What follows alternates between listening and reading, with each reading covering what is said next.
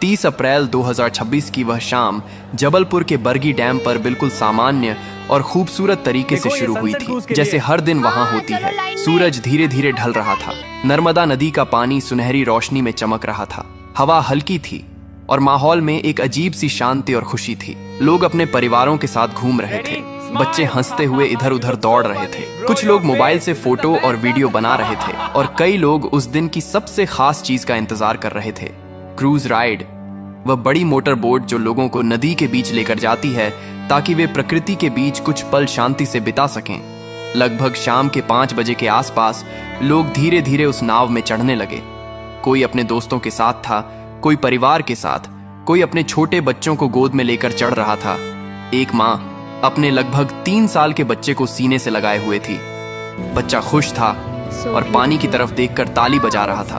कुछ कॉलेज के लड़के मजाक कर रहे थे। एक नवविवाहित जोड़ा हाथ पकड़े बैठा था। Every moment with you is I love you. कुछ बुजुर्ग शांत बैठे थे। Yes, much better. Thank you. कुल मिलाकर करीब 30 से 31 लोग उस नाव में सवार हुए। नाव के कर्मचारियों ने जल्दी जल्दी लोगों को बैठाया। कुछ लोगों ने सुरक्षा को लेकर सवाल किया कि लाइफ जैकेट कहाँ है। कुछ को जैकेट दी गई, लेकिन कई लोगों को नहीं मिली और कर्मचारियों ने यह कहकर बात को टाल दिया और रोज की तरह ही यह यात्रा भी सामान्य होगी। उस समय किसी को अंदाजा नहीं था कि यही छोटी सी लापरवाही कुछ ही देर में कितनी बड़ी त्रासदी में बदलने वाली है। नाव धीरे धीरे किनारे से दूर जाने लगी। इंजन की आवाज हल्की थी। पानी पर हल्की लहरें बन रही थीं। लोग खुश थे। कोई सेल्फी ले रहा था, कोई वीडियो बना रहा था। बच्चे पानी को देखकर खुश हो रहे थे। कुछ लोग गाने गा रहे थे। माहौल बिल्कुल एक पिकनिक जैसा था। लेकिन जैसे जैसे नाव आगे बढ़ी, आसमान का रंग धीरे धीरे बदलने लगा। दूर कहीं काले बादल दिखाई देने लगे। हवा थोड़ी तेज हो गई। शुरू में किसी ने ज्यादा ध्यान नहीं दिया, क्योंकि अक्सर ऐसा मौसम आता है और चला जाता है। लेकिन कुछ ही मिनटों में हवा की रफ्तार बढ़ने लगी। पानी में हलचल तेज हो गई। नाव हल्की हल्की डोलने लगी। कुछ लोगों ने चिंता जताई और कर्मचारियों से कहा कि शायद वापस लौटना चाहिए, लेकिन जवाब मिला कि यह सामान्य है और डरने की कोई बात नहीं है।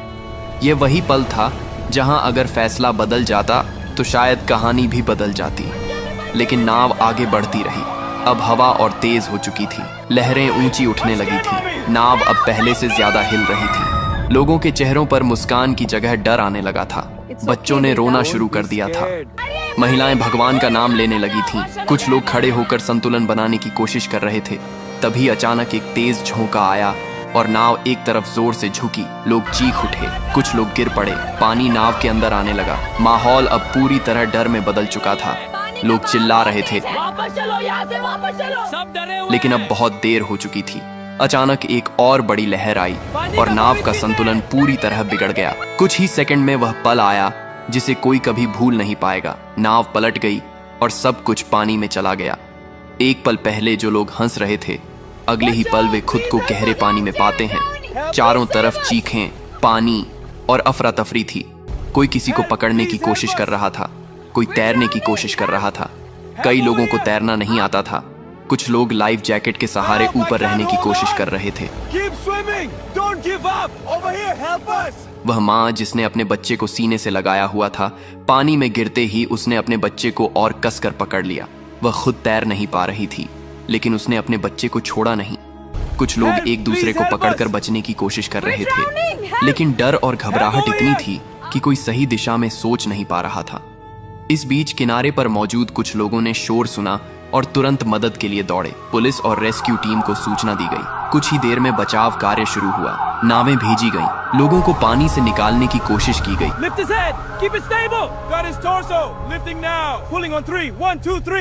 जो लोग सतह पर थे उन्हें जल्दी बाहर निकाला गया, लेकिन जो नीचे जा चुके थे उन्हें ढूंढना मुश्किल था। कई लोगों को बेहोशी की हालत में निकाला गया।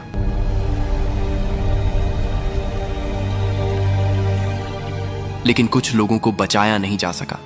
धीरे धीरे यह साफ होने लगा कि यह सिर्फ एक हादसा नहीं बल्कि एक बड़ी त्रासदी बन चुका है। अस्पताल के बाहर परिवारों की भीड़ जमा हो गई। हर कोई अपने अपने लोगों के बारे में पूछ रहा था। किसी का बेटा अंदर था। हर एम्बुलेंस के आने पर दिल की धड़कन तेज हो जाती थी, लेकिन कई बार जवाब उम्मीद के खिलाफ होता था। कुछ लोग हमेशा के लिए चले गए थे।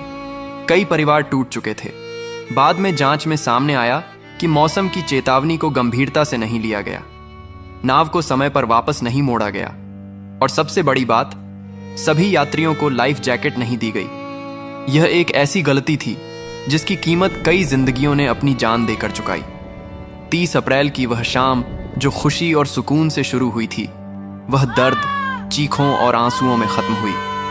और आज भी जब उस घटना को याद किया जाता है तो एक ही सवाल मन में आता है, अगर थोड़ी सी सावधानी बरती जाती, अगर सही समय पर सही फैसला लिया जाता, तो क्या ये लोग आज जिंदा होते?